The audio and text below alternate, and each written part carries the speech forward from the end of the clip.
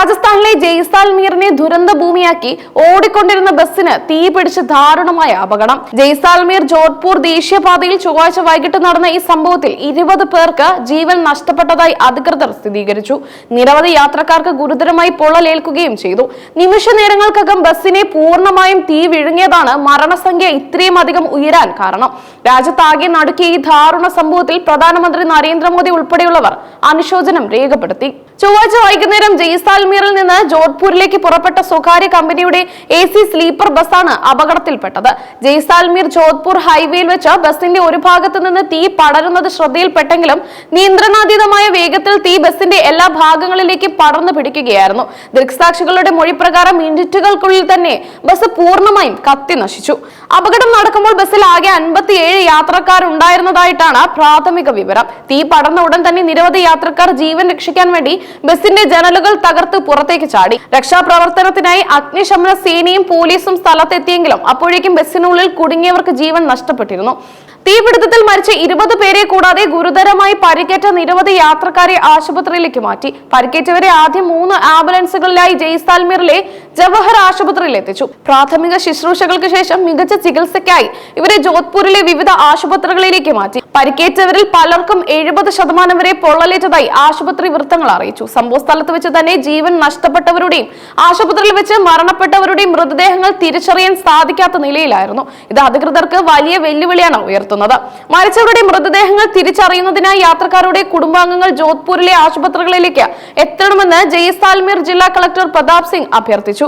അപകടത്തിന്റെ കാരണം എന്താണെന്ന് സംബന്ധിച്ച് പോലീസ് വിശദമായ അന്വേഷണം ആരംഭിച്ചിട്ടുണ്ട്. പ്രാഥമിക നിഗമന പ്രകാരം ബസ്സിനുള്ളിൽ ഉണ്ടായ ഷോർട്ട് സർക്യൂട്ടാകാം തീപിടുത്തത്തിന് വഴിയൊരുക്കിയത്.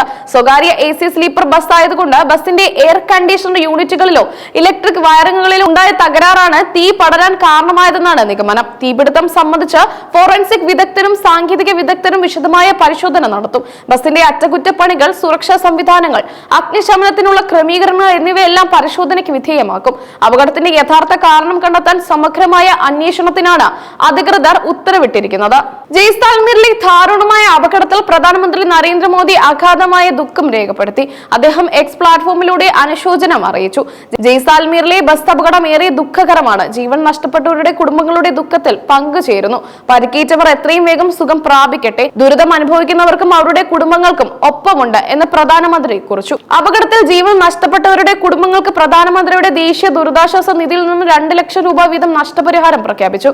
കൂടാതെ പരിക്കേറ്റവർക്ക് 50,000 രൂപ വീതവും ധനസഹായം നൽകുമെന്ന് അദ്ദേഹം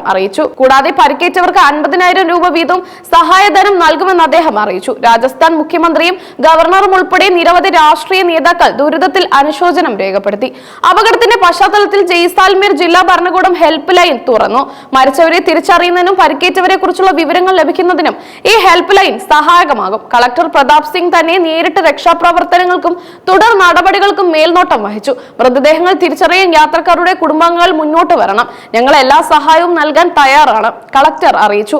വിവിധ സർക്കാർ ഏജൻസികളുടെയും ആരോഗ്യ വകുപ്പിന്റെയും സഹായത്തോടെ ദുരിതബാധിതർക്ക് ആവശ്യമായ എല്ലാ പിന്തുണയും നൽകുമെന്നും അദ്ദേഹം ഉറപ്പു നൽകി.